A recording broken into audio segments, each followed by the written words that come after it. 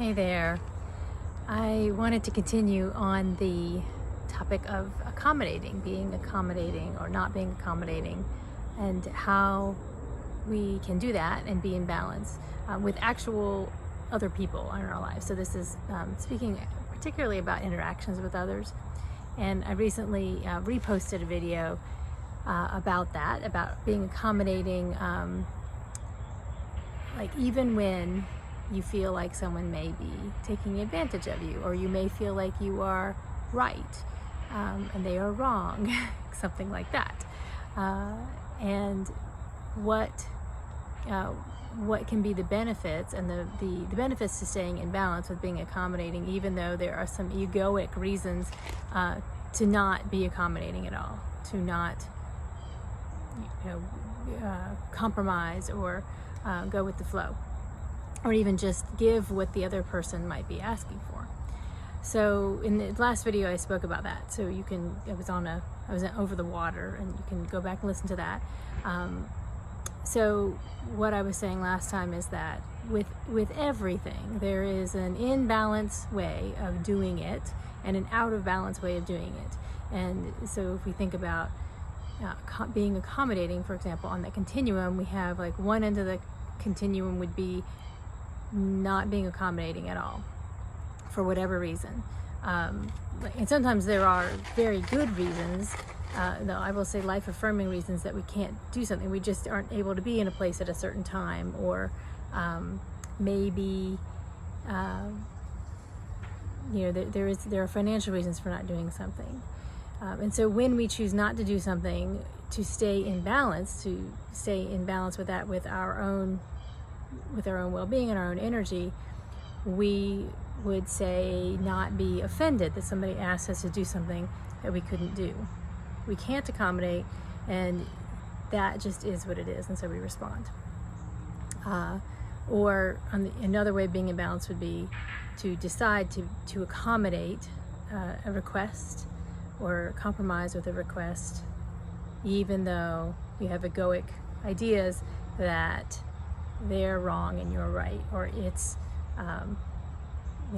there's going to be a cost, etc., etc. So that's what I spoke about in the last one, that part.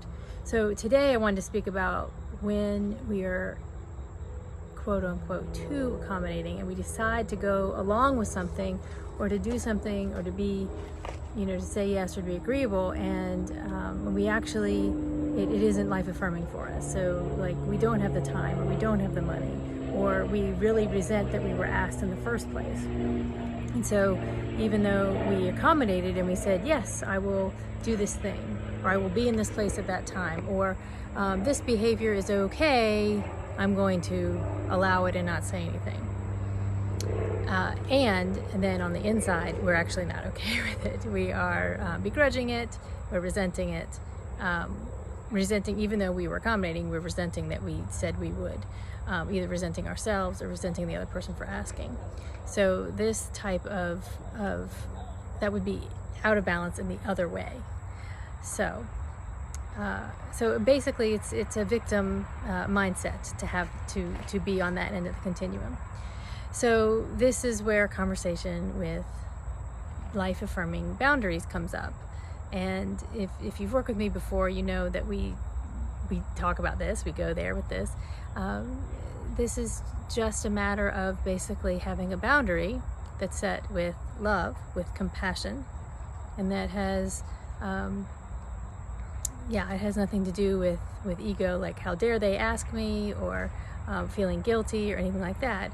It's just it's a yes, and even though I'm slightly inconvenienced, I'm okay with that. I recognize that I chose that. Or saying no and deciding that there's nothing personal about that, about the reason that you said no. So sometimes we have to set a boundary with someone who that does feel like they're taking a lot of advantage of us.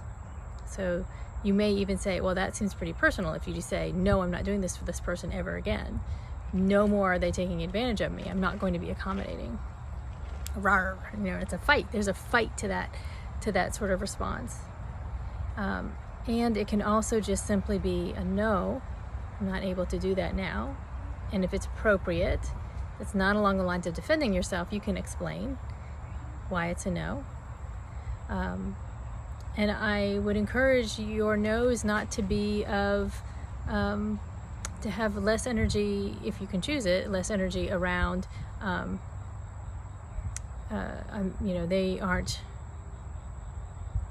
they aren't worth my time or something like that.